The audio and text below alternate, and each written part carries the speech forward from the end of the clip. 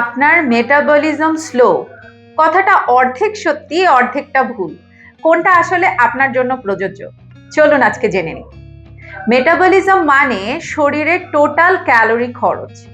মজার সায়েন্স হলো মাসেল হলো অ্যাক্টিভ টিস্যু, যত মাসেল তত বেশি বার্ন। ঘুমের মধ্যেও কিন্তু তখন বার্নিং প্রসেসটা চলতে থাকে। কিন্তু 30-এর পর স্ট্রেংথ ট্রেনিং না করলে প্রতি 10 বছরে আমরা 3 থেকে 8%-এর মতন কিন্তু মাসেল লস করতে পারি। এই জন্যই 35-এর পর সেম খাবারে ওজন বাড়ে, আর বছর বছর ক্র্যাশ ডায়েট করলে মেটাবলিজম আরো নেমে যায়। ঠিক কি করবেন এবং কিভাবে করবেন? সপ্তাহে 2 থেকে 3 দিন স্ট্রেংথ ট্রেনিং, প্রতি বেলায় প্রোটিন, ডেইলি 8000 থেকে 10000 স্টেপস।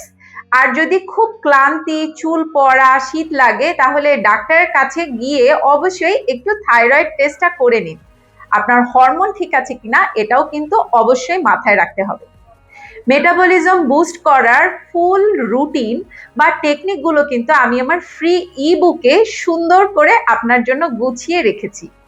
আজকেই নিচে দেওয়া লিঙ্ক থেকে যে কোনো 3টি ফ্রি ই বুক আপনি ডাউনলোড করে নিন এবং আমার সাথে 15 থেকে 30 মিনিটসের ফ্রি কনসালটেন্সিতে বসে পড়ুন।